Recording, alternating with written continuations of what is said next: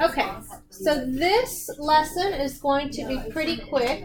My classes from Friday, they actually finished way early, and most of them finished the homework during class as well. Okay, so let's talk about first the parent function of x squared. What else do we know that as? A parabola. Okay, so again, this is going to be f of x is equal to x squared, and as we said, it is a parabola. And our parent function, graph that in here real quick.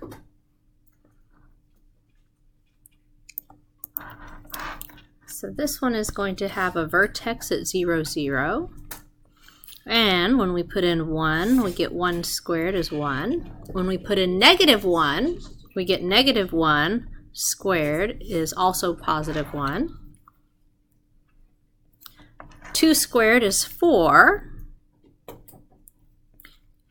And -2 squared is also positive 4.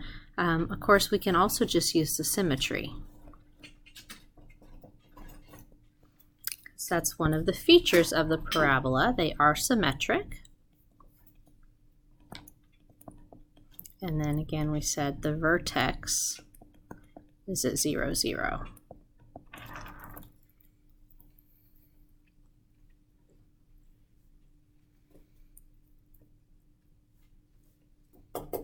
Okay, so there were no homework questions from the previous lesson, which means hopefully that you guys have these transformations down pretty well. And if you do, that's what's going to make today so fast. So the last lesson was kind of long. There was a lot involved, but now that we've gone through all of those, it's the exact same rules apply to the quadratic as they did to the absolute value functions. Okay, so for our first example here, we're going to describe how the graph of g of x can be obtained from, again, the parent function of f of x equals x squared. And then we're going to graph it and give the domain and range for each. Okay, so our first one is showing x squared plus 5.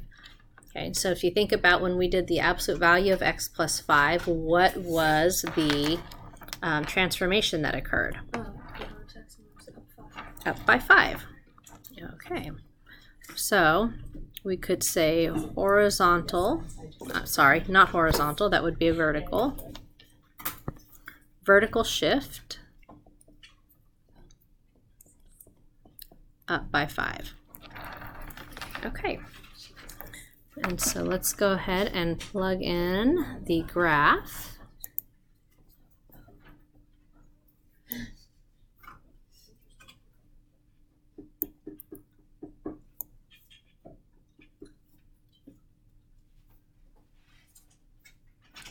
Move that down a little bit. All right, so I'm going to sort of dot in the parent function. Oops, sorry, I didn't get that on the graph there. Okay, so again, the parent function, we had a vertex at 0, 0. And again, just plotting these points.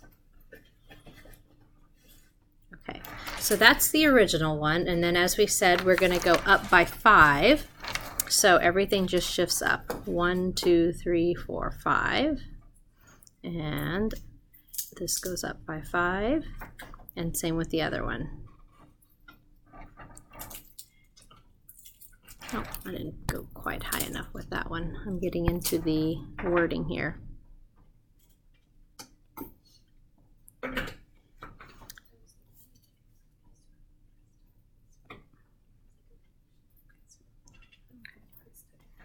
So again, any change in the shape? No, no change in the shape, no change in the width. Sorry, mine's really sloppy here.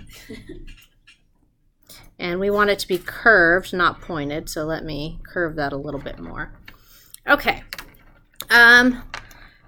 What is the domain on the parent function of x squared? Okay, so I'm going to put that up here. The domain is negative infinity to positive infinity. And then the range on the parent function would be what? 0. 0. Positive. Here we go. 0 or 0, comma, infinity. Yes. So we could say, we can say x is in the set of all real numbers, and this one would be y is greater than or equal to 0, or as we did in interval notation. Okay, so when we shifted it up, did we have any effect on the domain? No.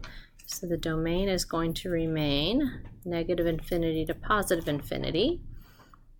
And what did we do to the range?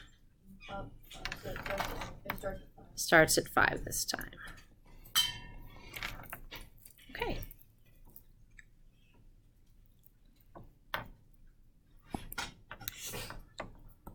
All right, well, let's look at the next one. So this time I have a +3, and it occurs on the inside of the square. So what is the effect there? Moves to the left.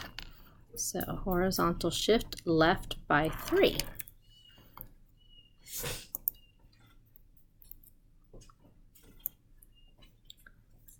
Get this in. Okay. And again, I'm just going to sort of dot in the parent function, 0, 0, and my 1s. Okay, just so that I have a frame of reference. And again, everything is going to shift over to the left 3 places.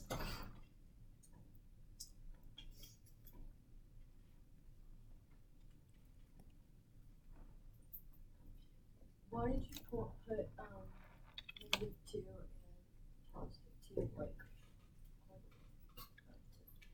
And where? Oh, you plug it into the function and then it gives you your y output.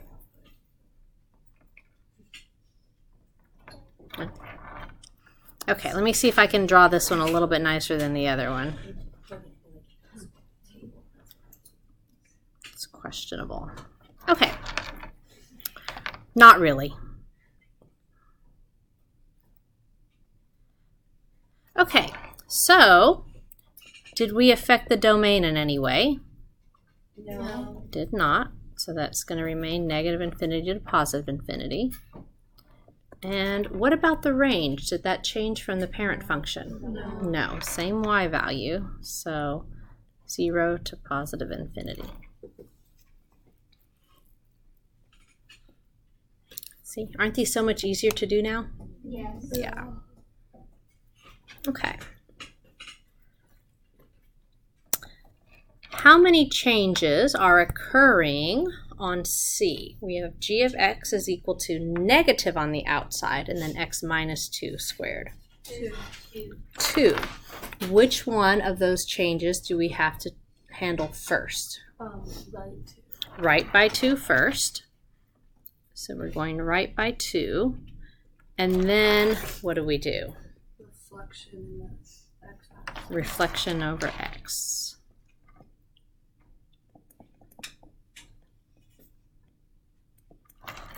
Okay, so again, I'm going to go ahead and set up my axis here. And I'm going to just dot in my parent function. Again, I use this for a frame of reference. Okay. All right, so the first thing we're going to do is move to the right by 2. So that moves the vertex to 2, 0.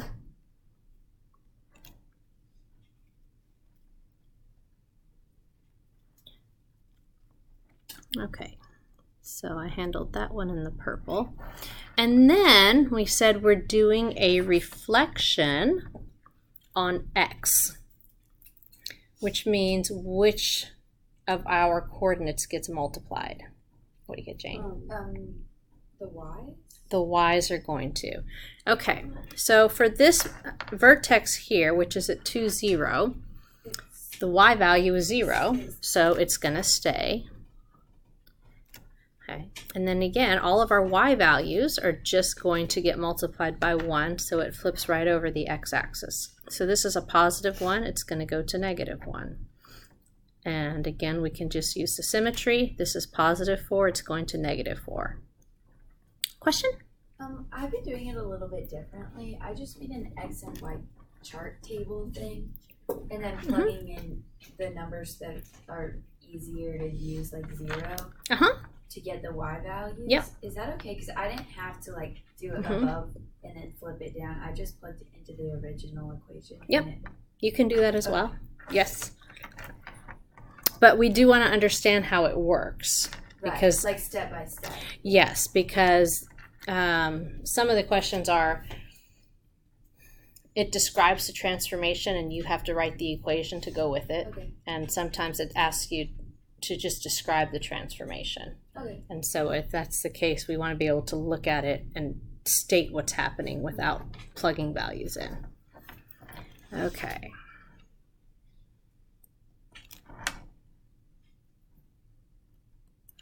Alrighty. Was there any effect on the domain? No. No effect on the domain. And what about the range now? Okay, except we want to use which value first? The negative infinity first, up to 0.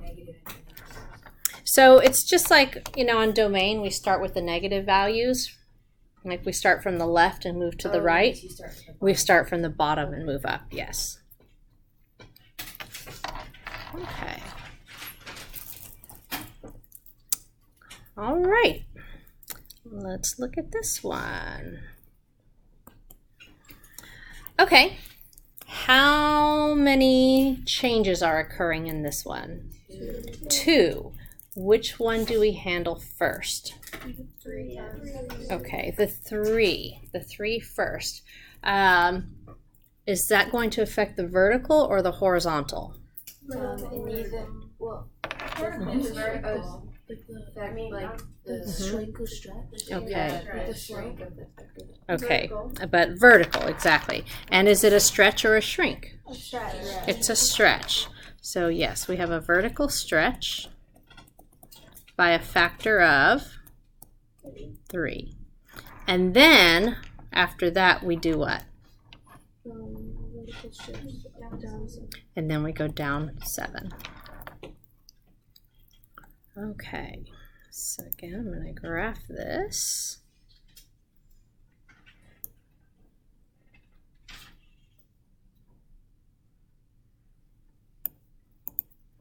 Okay, and again, I'm just going to sort of dot in my parent function. I have 0, 0, my 1s.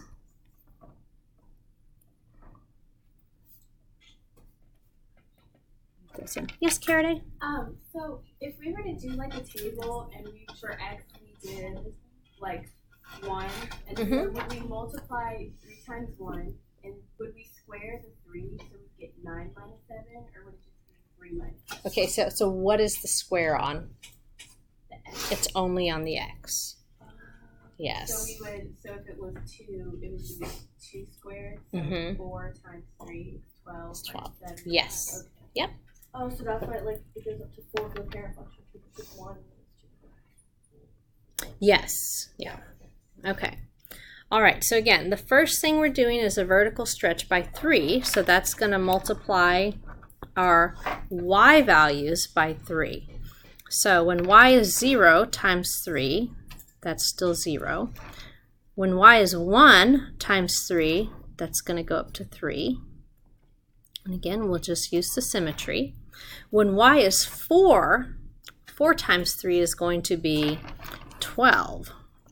Okay, so that's 5, 6, 7, 8, 9, 10, 11, 12, way up here. Which means what is happening to this parabola? It is Being stretched. It's getting very narrow very rapidly. Okay, so that's the orange dot. And okay, we'll do the last one in green. So now we want to move everything down by 7. So 0 is going to go to -7. That's down here. Okay, and then our 1 -7 takes us down here. And use the symmetry. And then 12 minus 7 becomes 5. So 1, 2, 3, 4, 5. And again, just using the symmetry. And so there is our final.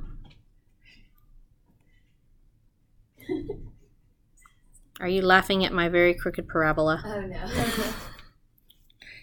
I cannot draw on this screen. Okay. Was our domain affected? No. No effect on domain. And how about our range? -7. Now it starts at -7 and goes up forever in the y's. Okay.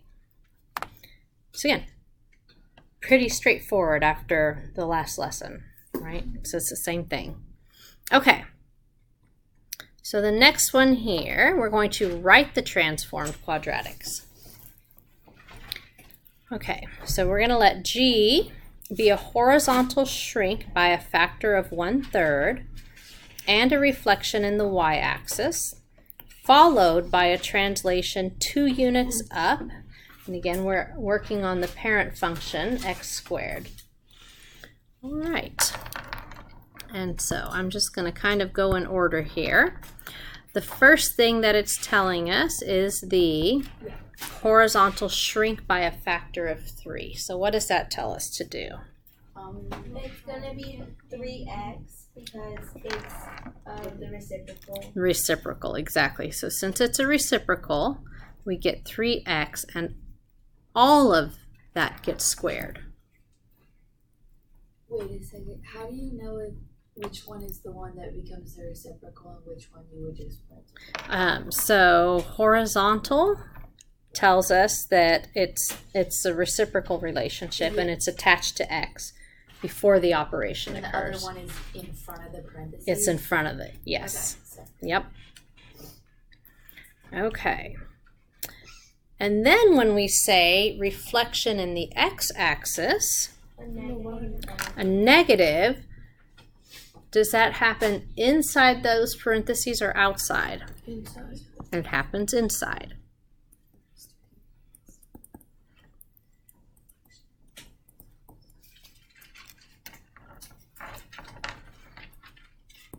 Okay. And then it tells us to follow by a translation 2 units up. So 2 units up, is that going to happen inside the parentheses or outside? Happens outside. And that's direct. Okay, so then our final transformed equation is g of x is equal to negative 3x, all of it squared, plus 2.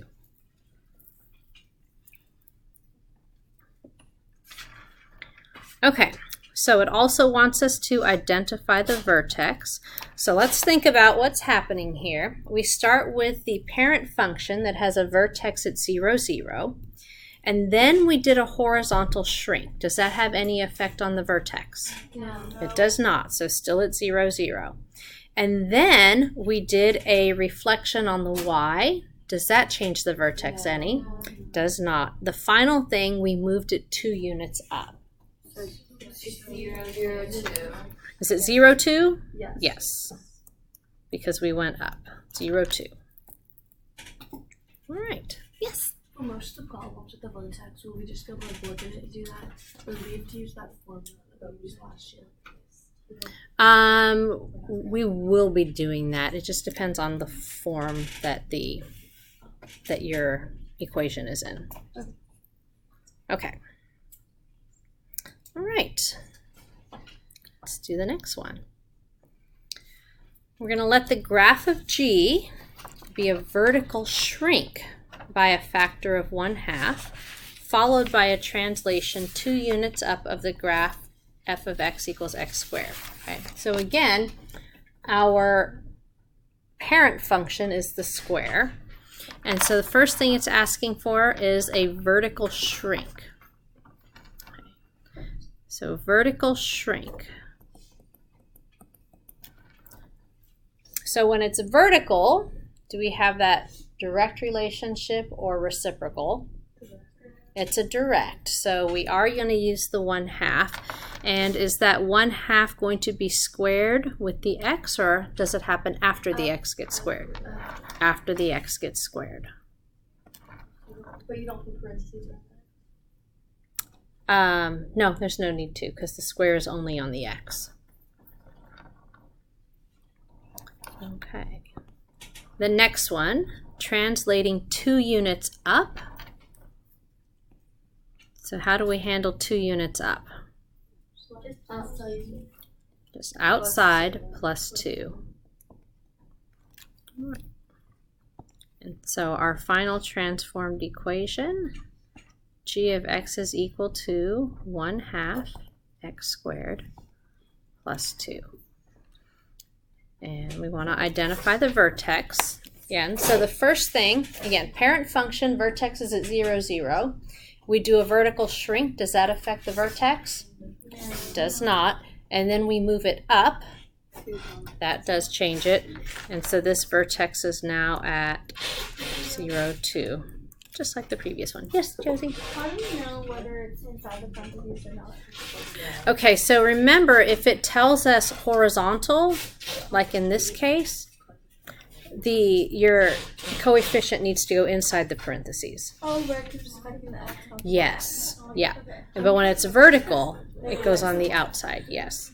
I'm confused when we just don't need parentheses. When you don't need parentheses? Okay, so the difference between these two here, like if you look at this one, the parentheses, it's because you have to multiply that -3 to the x first. Oh. All right, so that's the order. So it would be the -3 times x. Yes, this one here, it's just you square the x and then multiply it. All right. Oh, so wait, on the one where it does have the parentheses, I thought that you just have the 1/2, and then you would just do that to the y. Yes. You would do that? Yeah. Not 1/2 to the y value. Yes. As opposed to this one, you're multiplying the x by 1/3. Yes, Jane? Yeah. Okay. So this one here, we're going to do this off of the graph. Okay. Alrighty. So again, the parent function is graphed for us. And I kind of want to pay attention to, was there any kind of stretch or shrink on this one? Yes. No. Wait. No. Remember, parent function. Yes. Look at these here. Yeah, if those are the same, then And then, it's going to be the are same these the function, same? isn't it? No, It is the same. It's There's so no there's stretch. no stretch. There's no stretch. No stretch. Okay, so since there's no stretch or shrink, all we have to do is pay attention to where it's shifted. Okay, so how many shifts do we see? There's 2 shifts that occurred. Which one do we need to address first? The horizontal one. So the horizontal one, it went left, bless you, by 4. It's going to be a +4. And that occurs inside the parentheses. The square occurs after. And then we go down 2. And that's going to be a -2 on the outside. Okay. Bless you.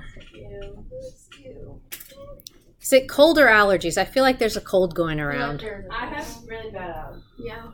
Okay. Okay, so the only other thing I want to do with you is, let's say we have a graph like this.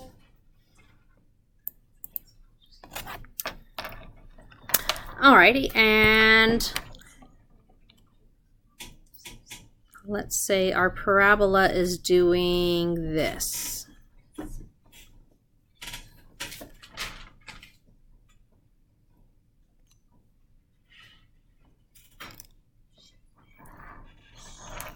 Okay, kind of crooked. And we know that it's going through this point here, which is 3, 1. And we want to create the equation for the transformed graph. So we're going to look at this and change that. Okay. So again, we know the parent function is x squared, and we know that there is some sort of a stretch or shrink occurring to it. So like we did before, I'm going to set up my f of x is equal to, I don't know what this coefficient is yet, so I'm going to plug in an a and then x squared. And now I go back to the graph and I see that it goes through that point 3, 1. So I'm going to plug in the 3, 1. So y is 1, don't know a yet, and x is 3, and 3 gets squared, which gives us 1 is equal to 9a, which means what is a equal to? 1/9. 1 over 9. Well, that's easy. Okay. Why did we do 1? Oh, because 1 is y. Yes. And so now I can write the equation as f of x is equal to 1 over 9 x squared. Okay. So written this way, 1 over 9 x squared, how would we describe this? A shrink. Yeah, A shrink. Which, on what? On the vertical. On the vertical. Okay, it's on the vertical. Well, the whole thing is, would this graph look any different from if I wrote it like this instead? Oh, it would be. You would square the 1/3 and the Uh-huh. x. So Do they look any different? no. They don't. They don't look any different. Okay. So technically, if you're just coming off of a graph like this, would either of those equations be correct? They would be. Okay. Which one is easier to set up? On the vertical. Yes, Stella. But wouldn't this one, since it's on the horizontal, Mm-hmm. wouldn't it be like 3 times? Because they're reciprocal. 3 times on the x. Yes. Oh, I see. Yeah, 3 times on the x versus 1/9 of the y. So that's the difference. So again, they are both correct. And so it just depends on which angle you want to look at it from. Okay. All right. So what do we think of transformations on quadratics? Not that bad. Not bad. We did all the hard work on the absolute value, so these should be a little straightforward. Okay. Homework is bookwork on this one. Can we start homework now? Yes, you can start.